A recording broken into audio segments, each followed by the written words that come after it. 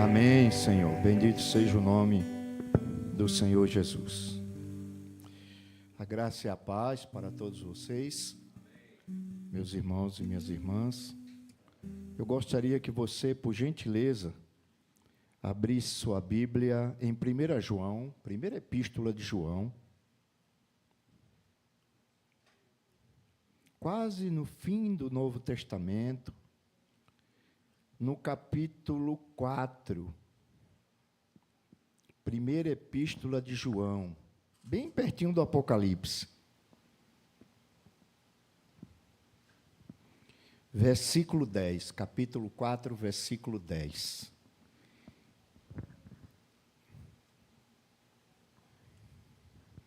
Todos acharam? Amém?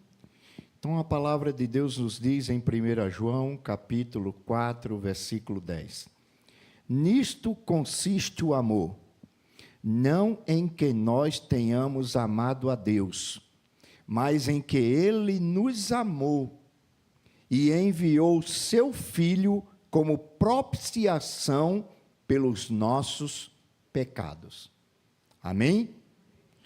Hoje o tema que nós vamos falar é a expiação dos pecados, tá bom? Nós vamos, dentro das doutrinas da salvação, nós vamos falar sobre o assunto a expiação dos pecados, tá bom?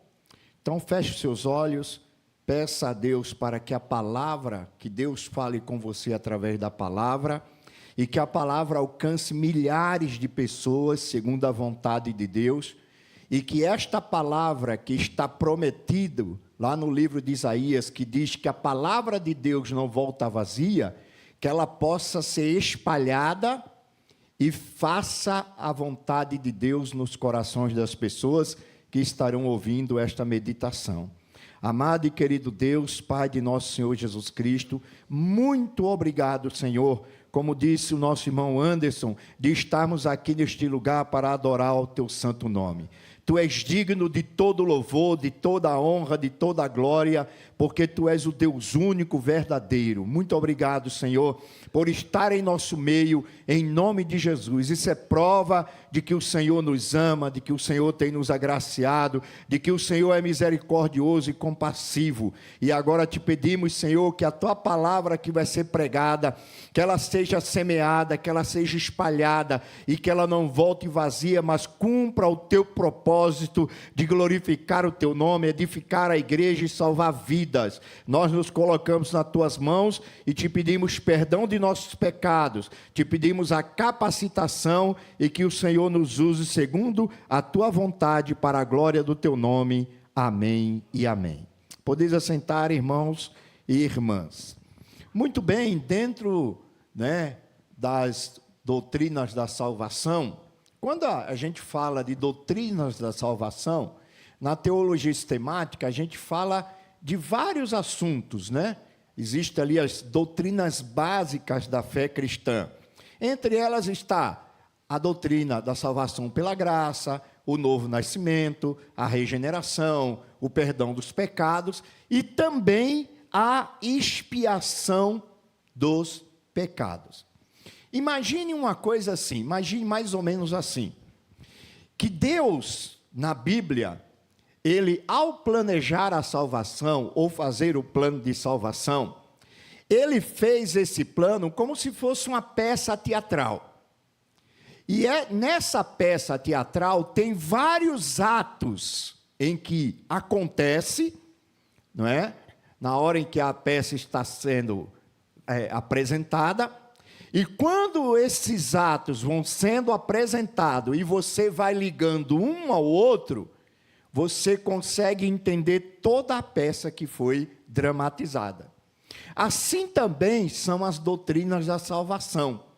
Quando a gente estuda todas essas doutrinas, da regeneração, do arrependimento, do novo nascimento, da salvação pela graça, da expiação, quando a gente estuda todas essas doutrinas, lê e aprende elas, nós passamos a entender com mais facilidade o que nós chamamos de plano da salvação. Porque às vezes a gente fala muito, Os crentes ouvem falar muito assim, E a gente também diz para as pessoas assim, Deus tem um plano na tua vida, né? Eu falava muito isso para as pessoas quando era chegado na igreja, o recém-convertido, como é a nossa linguagem, né?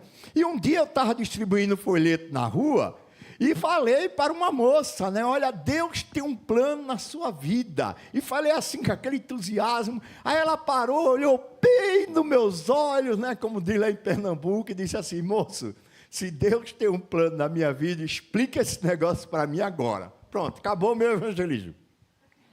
Porque eu falava, porque via todo mundo falando, entendeu? Sabe aquele negócio de a Maria que vai com as outras? Fui eu aí, né? Todo mundo evangelizava e falava, Deus tem um plano na tua vida. Aí eu fui na balada, né? Fui no embalo. Naquele dia, Deus usou aquela moça para me despertar e ensinar muita coisa. Aí, moral da história, irmãos, eu fiquei gaguejando, eu não sabia para onde ia, nem de onde vinha, entendeu? E graças a Deus que naquela época o meu pastor, ele, quando a gente ia evangelizar, ele colocava um crente mais velho ou mais experiente e um mais novo. A gente formava as duplas, né? E ia pelas ruas recebendo folheto, oferecendo curso Tesouro da Verdade, curso bíblico, né? Esse curso que a igreja dava. E graças a Deus, aleluia, que tinha um irmão lá, mais experiente do que eu, e ele explicou o plano da salvação, né? Na ponta dos dedos, ele explicou, e a moça ficou muito feliz, ficou muito contente, ficou muito satisfeita, né? E eu aprendi ali, e dali para cá eu procurei estudar um pouco mais sobre as doutrinas da salvação, que formam o plano da salvação. Entre elas está a doutrina da expiação. Veja mesmo, quando a gente pensa no plano da salvação como atos de uma peça, o primeiro ato no plano da salvação é Deus ter nos amado. Esse é o primeiro ato. A peça que está sendo, não é, feita, mostrada diante do universo, o primeiro ato foi que Deus nos amou. Veja que no texto aí de João, acompanhe a leitura, ele diz assim, nisto consiste o amor. Aí ele para e mostra para a gente o que é o amor. Né? Ele está aqui falando sobre o amor. Nisso consiste o amor. Não em que nós tenhamos amado a Deus. Ou seja, o que é que João está dizendo? Ele está nos ensinando, e ensinando para a igreja daquela época, que ele era pastor, e a igreja que ele está ensinando aqui era a igreja de Éfeso, que ele era pastor da igreja de Éfeso. E segundo alguns estudiosos, dizem que ele era o pastorzão daquelas 7 igrejas da Ásia, que está lá no capítulo 2 e 3 do Apocalipse. João, escrevendo a sua igreja, ele diz, nisto consiste o amor, não em que nós tenhamos amado a Deus, mas em que Ele nos amou. Quando ele fala isso, ele está dizendo o seguinte, olha, no plano da salvação, não fomos nós que tomamos a iniciativa de ir a Deus, de buscar a Deus, de amar a Deus, mas foi Deus que tomou a iniciativa de nos amar e de nos salvar quando nós nos afastamos dele e fugimos dele. É isso que João está dizendo aqui. Ele está dizendo que a iniciativa da salvação não é da raça humana, não é mérito humano, mas é um ato voluntário de amor de Deus por nós. E aí ele diz, mas espera aí, alguém pode ter perguntado, João, como é que eu sei que Deus, Ele me amou primeiro, que Ele tomou a iniciativa? Que prova você me dá? Aí ele diz assim, e enviou o seu Filho. João está dizendo assim, olha, você quer uma prova cabal, total, absoluta, de que Deus nos amou e que Ele tomou a iniciativa para nos salvar? Vou dizer uma coisa para você, Ele enviou o seu Filho. Por isso que em Romanos capítulo 5, verso 8, Paulo diz que Deus nos amou, e a prova de que Deus nos amou é em que Ele nos deu o seu Filho. E quem é esse Filho que Deus nos deu? Aí você vai para Romanos agora. Vamos lá? Faço questão que você leia Romanos capítulo 8. Esse cântico aqui maravilhoso do apóstolo Paulo. No versículo 31. Paulo faz algumas perguntas aqui. Quem sabe um dia eu prego só sobre essas perguntas aqui, né? Mas hoje só para nós meditarmos. Ele diz assim, que diremos, pois, à vista dessas coisas?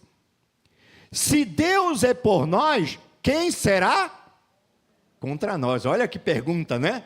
Aí ele começa a desenrolar um argumento dentro dessas perguntas. Aí ele diz assim, ó, aquele que não poupou o seu próprio filho, antes por todos nós o entregou, porventura não nos dará graciosamente com ele todas as coisas? Quem tentará acusação contra os eleitos de Deus? E quem os justificará? Quem os condenará? É Cristo quem morreu, ou antes quem ressuscitou, o qual está à direita de Deus e também intercede por nós. Paulo está dizendo aqui para nós, que quando Deus deu o primeiro passo em direção para nos salvar, a maior prova que Ele deu foi o Filho dele. E o que é o Filho dele? Ele está dizendo para nós aqui que o Filho era a pessoa, ou vamos colocar assim, a coisa mais importante que Deus tinha no universo. E Ele deu por amor a quem? Nós. Quem somos nós? Pecadores. A palavra pecador é a palavra mais feia da Bíblia. A palavra pecador em Romanos capítulo 5, verso 8, quer dizer inimigos de Deus. Então, quando Deus manda a gente amar os nossos inimigos, Ele não está teorizando. Ele está dizendo uma coisa que Ele já fez e faz todo dia. Porque Jesus é a prova de que Deus amou os seus inimigos. E nós, outrora, éramos inimigos de Deus.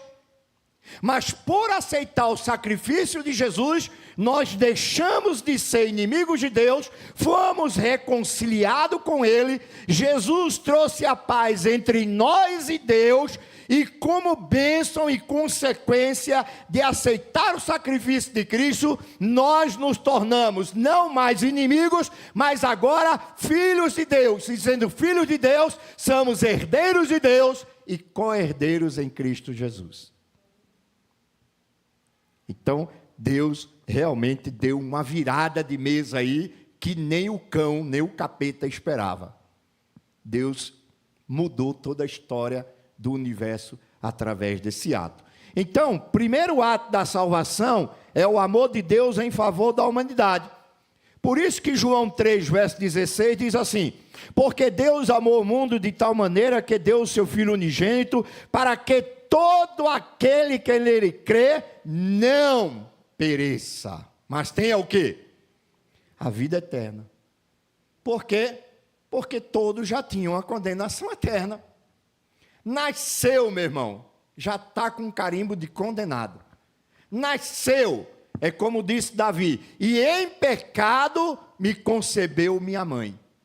Por um só homem entrou o pecado no mundo. Por isso que todos pecaram e todos têm que receber o salário do pecado, que é a morte. Então, a balança estava aqui, ó. Ela estava aqui, equilibrada. Adão pecou, ó, ela pá, veio aqui embaixo. A gente estava aqui embaixo. Salário do pecado, morte. Aí Deus, que é justo e verdadeiro, Romanos 12, 5, verso 12, Paulo diz assim: se por Adão entrou o pecado no mundo, e pelo pecado a morte, e todos passaram a morrer, também por um só homem, chamado Jesus Cristo, Deus enviou a salvação e o perdão dos pecados, e por meio de Cristo, agora todos que estão condenados, podem pela graça alcançarem a salvação. Aí a balança voltou de novo. Agora, por graça e pela graça, Deus dá a oportunidade ao homem de escolher se ele quer ficar do lado, de um lado da balança, ou se do outro lado. Isso é amor. A salvação humana só é possível porque Deus nos amou de maneira inexplicável. Por isso que o amor de Deus para muitos é um escândalo. Por isso que o amor de Deus nos céus, entre os anjos, é algo estarrecedor, maravilhoso, porque é de maneira inexplicável. O salário do pecado é a morte. Todos pecaram e afastados estão da glória de Deus. Nós éramos inimigos de Deus e Deus resolveu nos amar. Agora, interessante, né? Estamos falando de um Deus que podia tocar fogo em tudo, acabar com tudo e fazer tudo novo.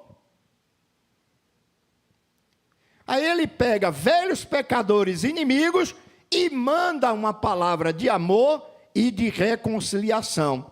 As palavras em João 3, verso 16, de tal maneira indica intensidade. Isso quer dizer que Deus não nos amou com qualquer amor de qualquer maneira, mas Deus nos amou e nos ama com todo o seu ser, com toda a sua força, com toda a intensidade. Por isso que João, através do Espírito Santo, ele diz de tal maneira. Seu amor era e é intenso. Sua, pressão foi tão grande que rompeu finalmente os diques da divindade para nos trazer a vida eterna em Cristo Jesus. Ou seja, o amor de Deus transbordou todas as coisas. O amor de Deus não ficou resumido a meras palavras. Ele tomou uma atitude. Volto lá para Romanos 5, verso 8. Mas Deus prova o seu amor para conosco em que Cristo morreu por nós. Sendo nós ainda o quê? Lindinhos, fofinhos, cheirosinhos, as coisas mais fofas do universo. Deus olhou assim e disse: não posso, o céu não tem graça, Gabriel, Miguel, Serafim, sem o Rivaldo, sem o Anderson, sem o Zé de Oliveira, sem a Márcia, não tem graça. A gente tem que trazer essa galera para cá, porque o céu sem essa turma não tem graça. Não foi por causa disso não, irmão. Ao contrário. Foi o contrário. Mas Deus resolveu nos amar. E nos amar com todo o seu coração. Então, esse é o primeiro ato da salvação. O segundo, a expiação. O segundo ato da salvação foi a expiação. Sem a expiação, o que é a expiação? É o pagamento que Jesus Cristo teve que pagar para nos salvar. Isso é a expiação, resumindo. É o preço que Jesus pagou para a nossa salvação. A expiação é o meio pelo qual Deus providencia a reparação do pecado humano através de um ato redentor. O salário do pecado não é a morte? Quem deveria morrer? Todos nós. Mas Deus resolveu nos amar. Mas como Deus é justiça, o pecado teria que ser punido. Ele não podia ignorar o pecado, a ofensa que foi feita contra a lei dele. Ele foi justo. Então, se o salário do pecado era a morte, mas a Bíblia diz que o nosso pecado nos tornou tão inútil que nós não temos condição nem de morrer por nós mesmos, era necessário um substituto. Mas um homem justo não pode morrer por um injusto. E todos nós somos injustos. Por um justo, talvez um justo morra. Mas como não há um justo sequer, então não tem quem morra pela gente, no meio da humanidade. Porque todos são injustos, todos são pecadores. Aí o que Deus faz? Deus envia o seu Filho, que é justo, que é puro, que é santo, que é imaculado e que é maior do que um homem e maior do que um anjo, tendo a sua própria natureza, ou seja, sendo Emanuel, Deus conosco, Jesus vem e dá a sua vida em nosso lugar. Então a morte dele foi em substituição. Ele veio e substituiu a nós lá no altar. É mais ou menos assim, irmãos e irmãs. Imagine a cena, né? A cena, tem um altar aqui, né?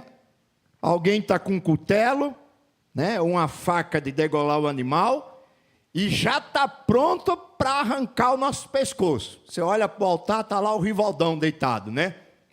E alguém dizendo assim, pecador.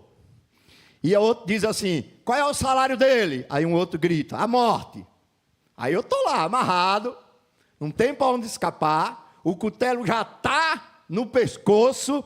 Aí quando a mão se levanta para degolar a mim e você, alguém grita, opa, alto lá, um momento, alto lá. Aí alguém pergunta, né, pois não mata esse miserável pecador, eu vou morrer no lugar dele. Quem foi que deu esse brado? Quem foi que deu esse grito? Quem foi enviado para nos substituir? Foi Jesus. Por isso que a morte dele é uma morte expiatória. O amor de Deus o levou a realizar o segundo ato da salvação, que está em João 3, verso 16, na expressão, deu o seu filho. Deu para quê? Para vir aqui na terra abraçar a gente, cheirar, comer churrasco com nós, fazer uma festa assim de abalar o bairro, a cidade? Não. Ele veio para morrer em nosso lugar. Porque em Ezequiel 18, verso 4, por favor, pegue sua Bíblia, Ezequiel 18, verso 4, há uma sentença que diz assim, a alma que pecar, essa morrerá.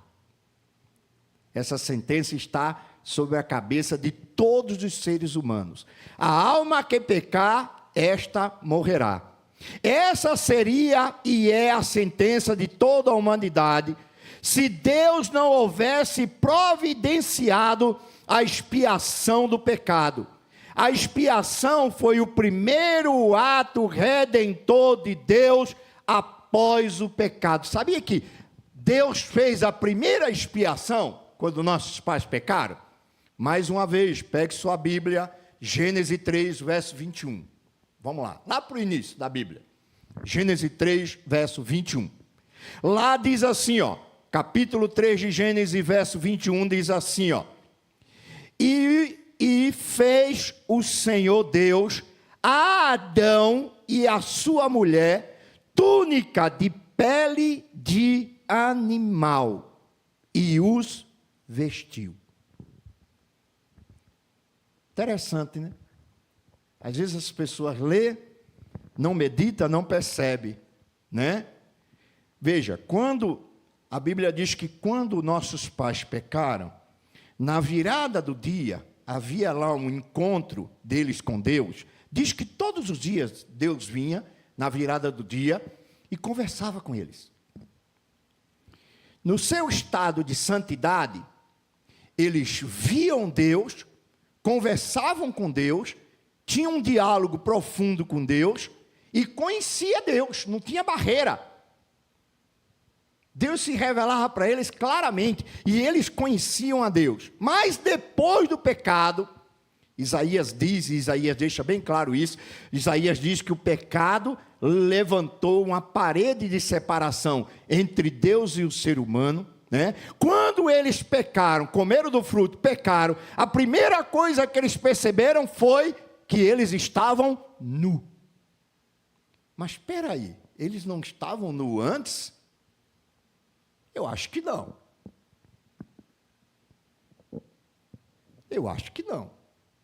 Porque se eles estavam nu antes, eles estavam cegos, que não estavam vendo.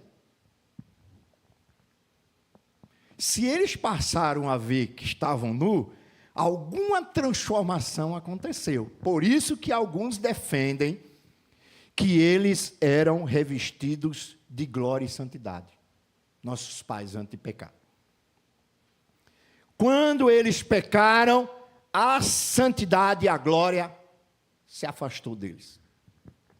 E eles perceberam que estavam nus. E quando eles ouviram a voz, agora, aquele Deus que quando chegavam, eles como crianças corriam para abraçá-lo e conversá-lo, agora passaram a ter terror e medo deles. O pecado separou eles de Deus, quebrou a comunhão.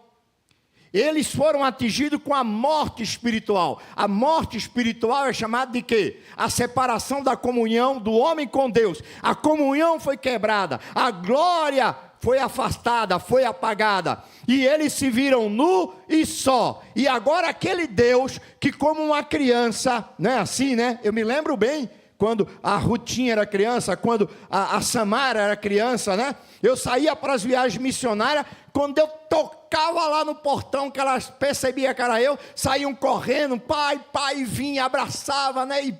E monta no cangote da gente, a gente já beija, a gente abraça, né? E graças a Deus, e já entra em casa com aquela alegria, né? Adão tinha a mesma relação com Deus, relação de alegria, de comunhão. Mas quando eles pecaram, é feita aquela criança que a mãe foi no mercado, né, comprar lá um pão, uma bolacha, e quando ela chega em casa, o vaso que ornava a mesa está só os pedaços no chão. Aí você encontra a galera lá, tudo com a cara de, né, não fui eu. Porque sabe que vai levar a bronca de mãe, né? Sabe? Aí eles estavam nesse estado. Quando viram Deus, ao invés de correr para abraçar Deus, agora eles fugiram de Deus. Aí o que é que Deus faz? É nisso aqui, irmãos. É nesse capítulo aqui que João está falando, lá no capítulo 4, verso 10. Que Deus nos amou primeiro. E Deus nos amou primeiro através de quem? De Adão e Eva. Porque quando eles se esconderam, a Bíblia diz que o Senhor foi de encontro a eles. Não foram eles que foram de encontro a Deus. O pecado afastou eles de Deus. Mas Deus tomou a iniciativa. E quando Deus tomou a iniciativa? Lá no trono dele, lá na glória dele, ele já sabia que eles tinham pecado. A expectativa deles é mais ou menos assim, ó, na linguagem de hoje. Ih, rapaz, fizemos besteira, e o homem vai vir aí. Quando ele vier, vai arrebentar com a gente. Essa era a imagem que eles tinham. Eles sabiam a santidade de Deus, eles viam a glória de Deus, eles sabiam a severidade do juízo de Deus, da justiça de Deus. Eles não eram inocentes. Eles tinham uma comunhão que nós não temos hoje. Eles tinham uma liberdade que nós não temos hoje, de dialogar diretamente com Deus, de interrogar a Deus, de falar com Deus. Eles sabiam coisas que nós só vamos saber na eternidade, na glorificação. E aí eles estão ali diante da presença daquele Deus, eles fogem, se escondem, aí Deus toma a iniciativa, aleluia. Glória a Deus, Deus vai de encontro a eles, chama eles na responsabilidade, fala com eles, repreende eles, chama eles na responsabilidade. Mas a Bíblia diz que esse Deus de justiça, que é fogo devorador, que é um Deus justo e santo, ao invés de puni-los, Deus pega um animal, lá no Éden, lugar de vida, lugar de delícia, Deus mata esse animal, que segundo a Bíblia era um cordeiro, matou esse cordeiro, tirou aquela roupa ridícula que eles fizeram depois do pecado, tirou aquela roupa, eles estavam nus, Deus pegou aquelas peles, confeccionou, Ele é o alfaiate da graça, Ele fez a roupa da graça, Ele fez aquela túnica, vestiu com os nossos pais.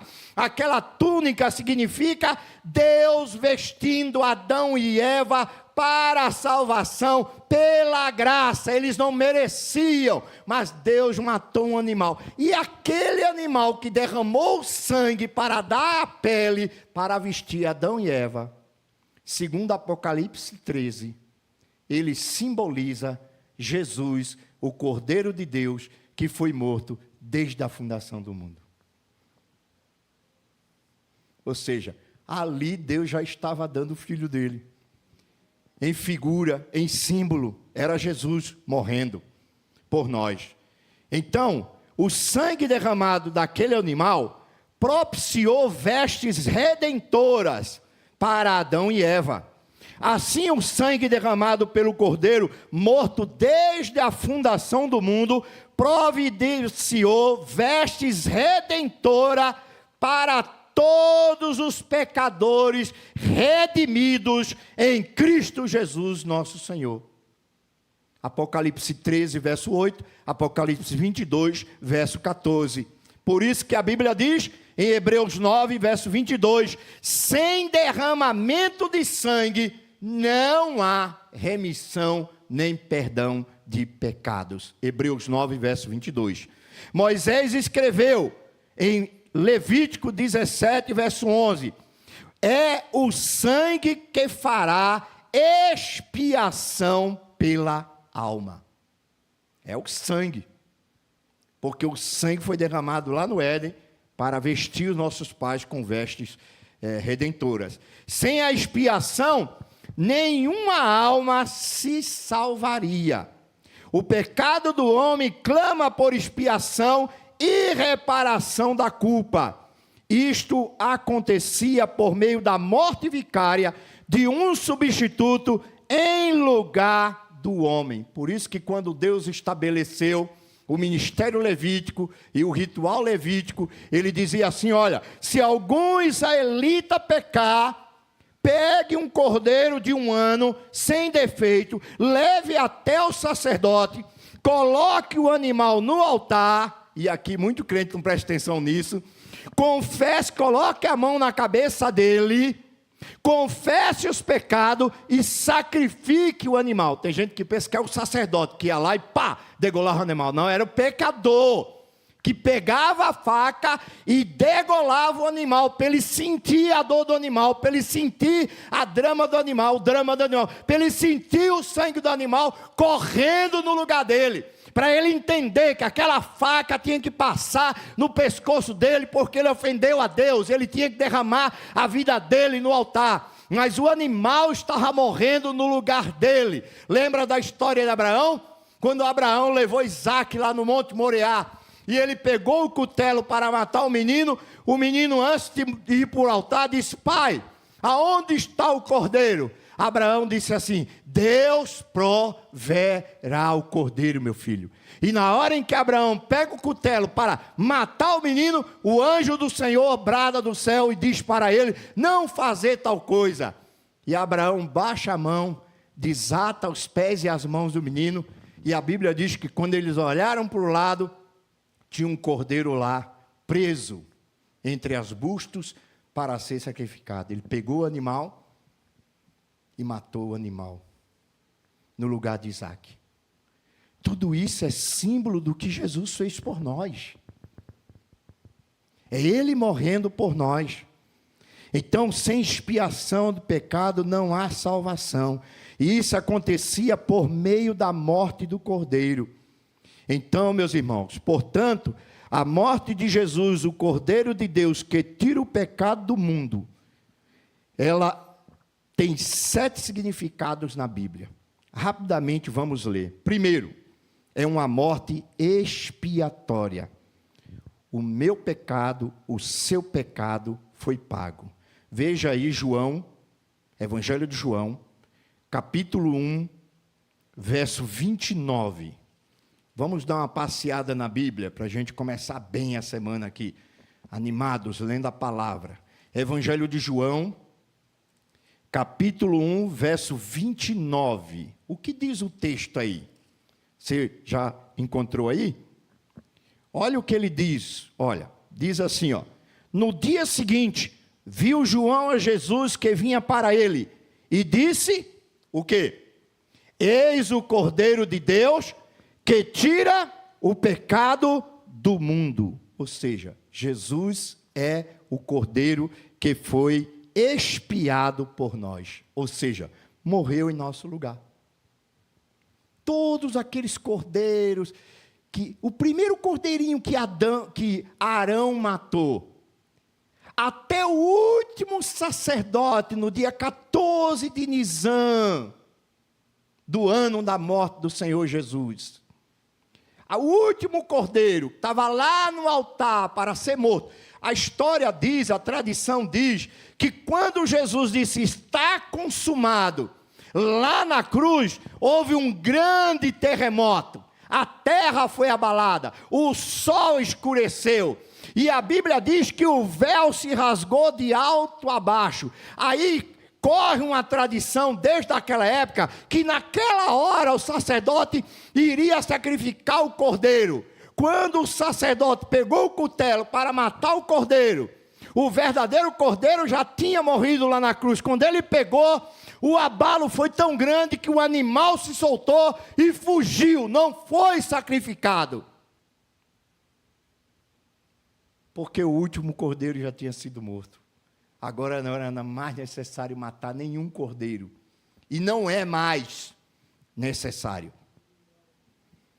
Porque o último e verdadeiro cordeiro já foi morto para perdoar o pecado de todo mundo. A morte expiatória de Jesus foi voluntária. Foi um ato espontâneo de amor. João 15, verso 13. Olha o que diz esse texto, irmão. Ninguém tem maior amor do que este, de dar a alguém a própria vida em favor dos seus amigos. Aleluia! O Senhor nos amou como amigos, mas nós, na realidade, éramos inimigos. Mas Deus nos amou. E Deus nos amou de tal maneira, sem reservas, sem lançar em rosto a nós. É muito difícil, irmão, entender isso. Eu confesso para vocês que eu prego isso há tantos anos e eu não consigo entender.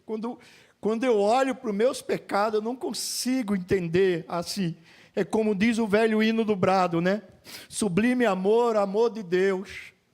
Se o mar em tinta se tornar e o céu em papel também, e a pena então a descorrer, o amor de Deus a escrever. O amor de Deus é tão grande que ao mar daria fim, o papel se acabaria e ninguém conseguiria realmente descrever o amor de Deus. Então, Jesus nos amou de maneira voluntária, por um ato espontâneo de amor. Ele deu a vida dele pelos seus amigos. A morte de Jesus foi vicária, ou seja, em favor de outras pessoas. 1 Pedro 3,18. 1 Pedro 3, capítulo 3, versículo 18. Eu faço questão de ler todos esses textos para que você tenha uma compreensão clara do que foi o sacrifício de Jesus.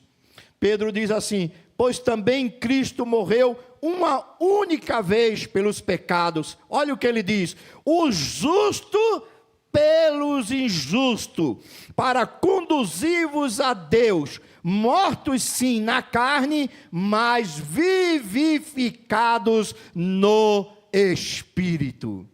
Ou seja, Jesus morreu por injustos, mas ele era justo. Ele era tão justo, mas tão justo, que quando ele foi levado diante de um governador ímpio chamado Pilatos, que Pilatos analisou todas as acusações contra ele. Pilatos, que era um cara acostumado a fazer a injustiça, quando ele analisou todas as acusações contra Jesus, ele disse assim: eu não vejo nada ou nenhuma acusação justa contra esse homem é um inocente, ele é um justo. Judas, depois de ter vendido Jesus por 30 moedas, voltou até o sacerdote para entregar a moeda, e ele disse assim: pequei contra o sangue de um homem justo. Então foi o justo morrendo pelos injustos. Quarto, sua morte foi propiciatória, ou seja, cobriu todos os nossos pecados. Se confessarmos os nossos pecados, Ele é fiel e justo para nos perdoar os pecados e nos purificar de toda injustiça. Filhinho, essas coisas vos escrevo para que não pequeis. Mas se alguém pecar, nós temos um advogado, Jesus Cristo justo. Ele é a propiciação por todos os nossos pecados, não só pelos nossos pecados, mas pelos pecados de todo mundo, aleluia, porque o sangue dele é o sangue puro, justo, carmesim e verdadeira vida, aleluia, é o sangue de Jesus.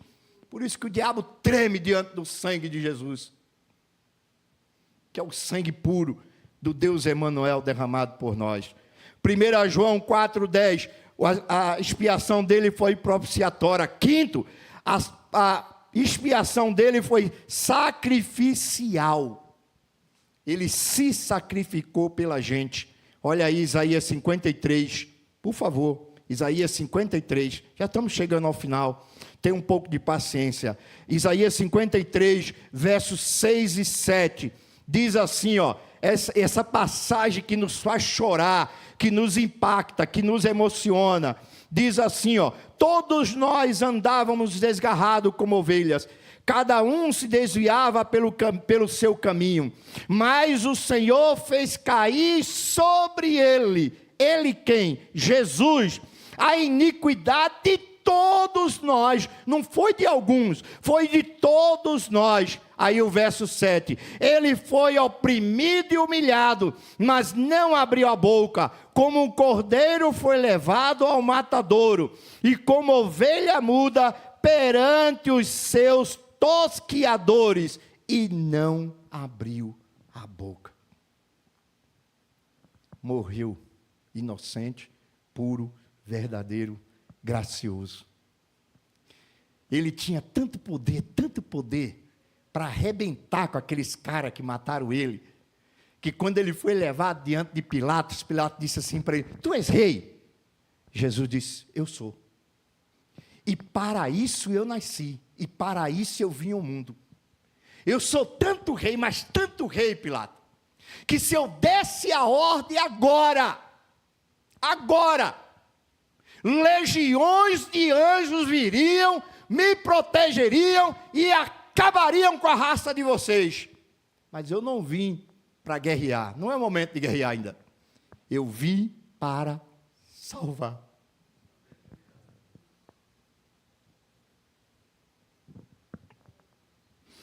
Como pode, irmãos, o rei do universo passar por isso?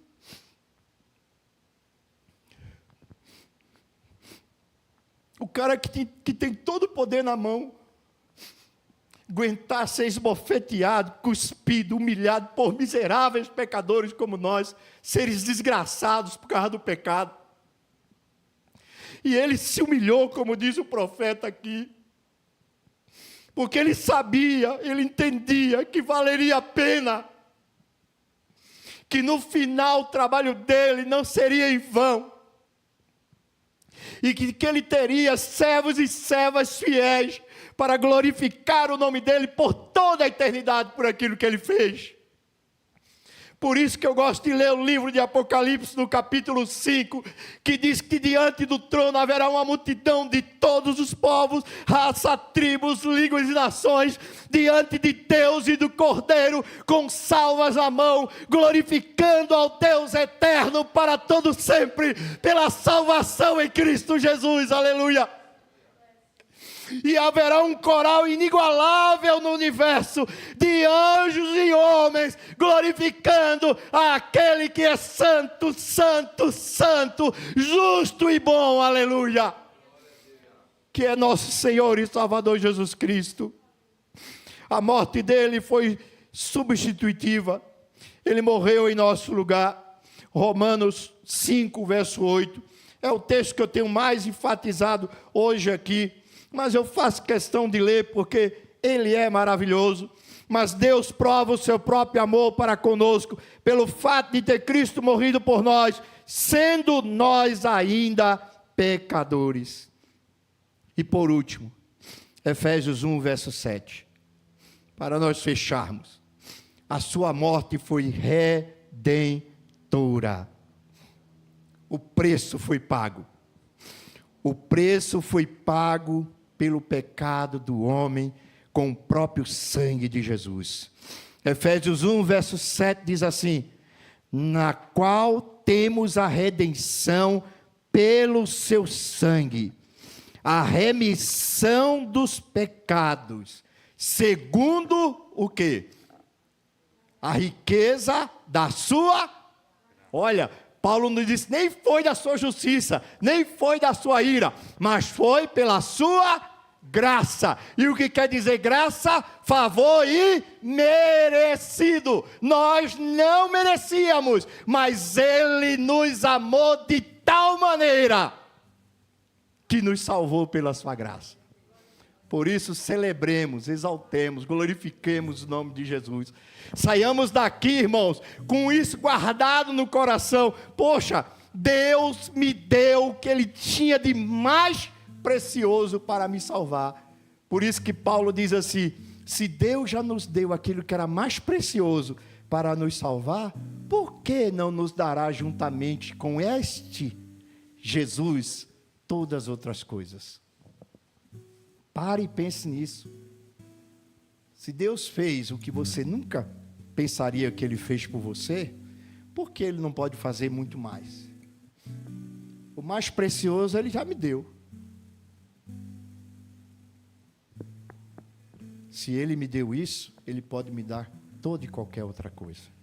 Que Deus nos abençoe, que o sangue expiatório de Cristo sempre nos cubra, nos perdoe e nos santifique. Amém. Vamos ficar de pé?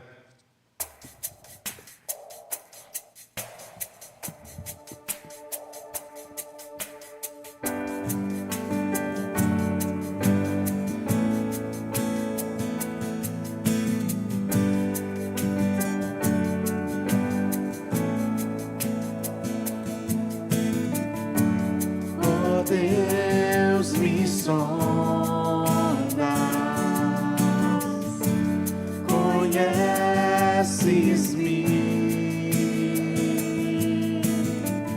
mesmo quando falho, eu sei me amas,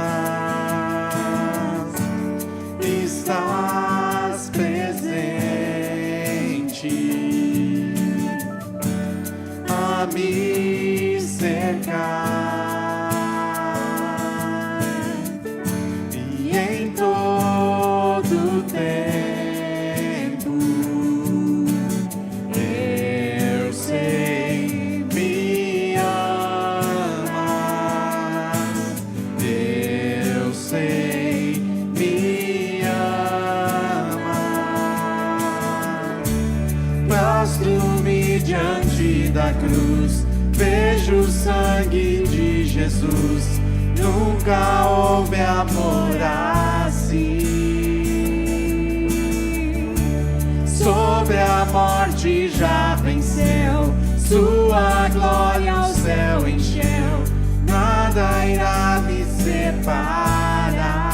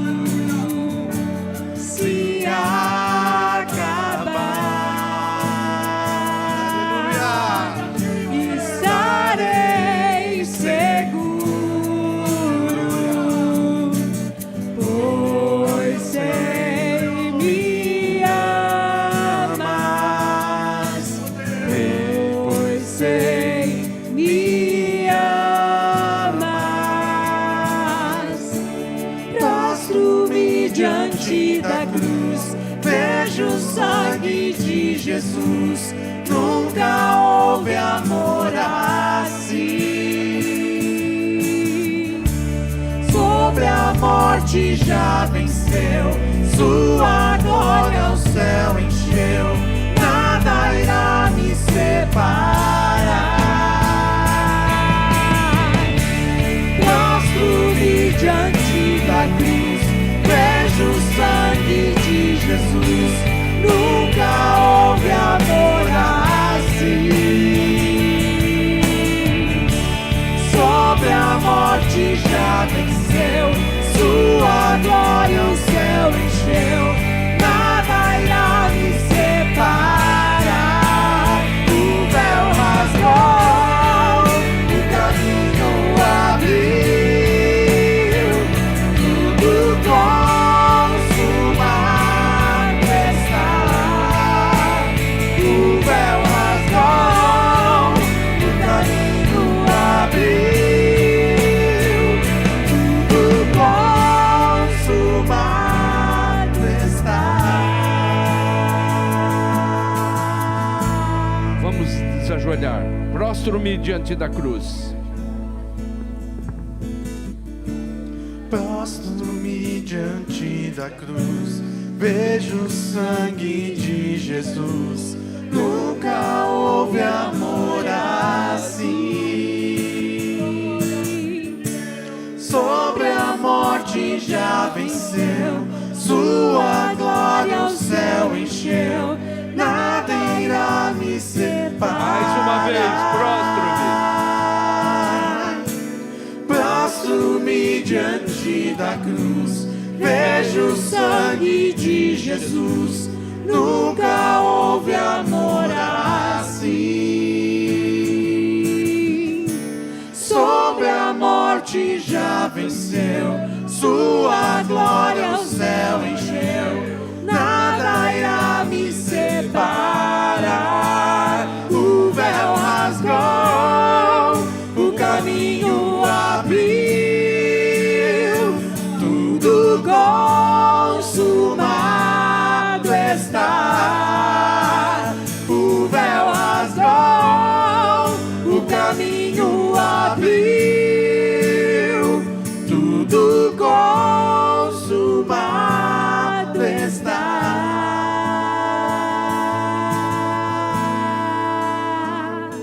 Aleluia. Bendito seja o nome do Senhor. Glória ao teu nome, Senhor. Bendito és tu, Jesus. Ó Senhor dos Exércitos. Grande é o teu nome, Deus. Glória ao teu nome, Senhor. Oh, aleluia, Senhor. Glória ao Cordeiro de Deus. Sangue a poder, Senhor. Aleluia. Glória a Cristo. Glória a Deus. Aleluia. Aleluia. Glória ao teu nome, Senhor. Aleluia, Jesus. Bendito seja o teu nome, Senhor. Glória ao teu nome. Aleluia.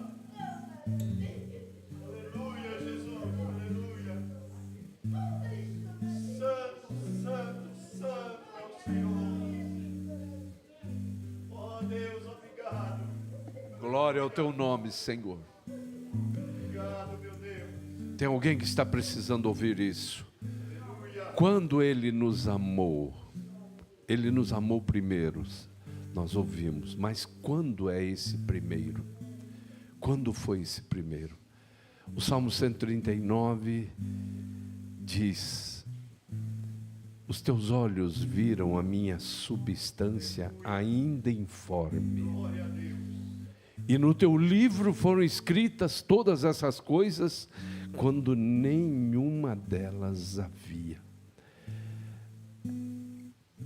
Você que se preocupa tanto com a sua estética, você se preocupa tanto com o seu estar, com o seu ter, Ele nos amou primeiro. Os teus olhos viram a minha substância ainda informe. E no livro do Senhor foram escritas todas essas coisas, quando nenhuma delas havia. Ele nos amou primeiro. Isso é suficiente para você levantar a cabeça?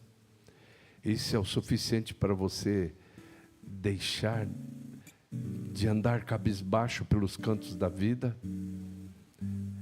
A expiação, ela não alcança só no futuro, a expiação de Cristo alcança aqui agora, nesse tempo agora. Não foi com prata, não foi com ouro que nós fomos resgatados da nossa vã maneira de viver, mas com o precioso sangue de Jesus Cristo, como de um cordeiro imaculado. É para você ter qualidade de vida. Lógico que a qualidade de vida agora nem se compara com a futura, mas tem que ter qualidade de vida sim. Você tem que andar com ousadia, ter a condição de se aproximar do Senhor, tendo, pois, ousadia para entrar no Santo dos Santos, pelo sangue de Jesus, pelo novo e vivo caminho que Ele nos consagrou, pelo véu, isto é, pela sua carne, e tendo um grande sacerdote sobre a casa de Deus.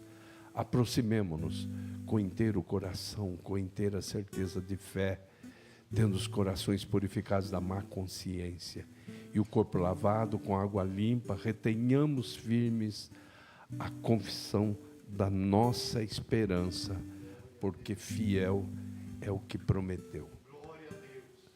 Nesse instante, nós já oramos, mas é importante que você aí na sua casa, você faça uma oração agradecendo a Deus.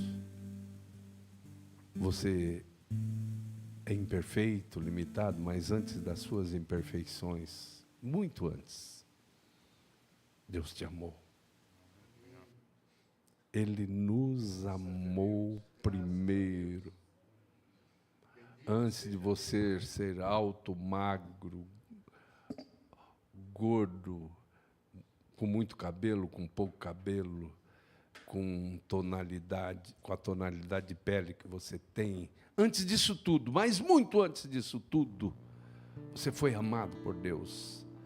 Então isso tem que ser, uma mensagem como essa tem que ser suficiente para a cura de todos os tipos de complexos na sua vida. Ele nos amou primeiro. E a expiação foi feita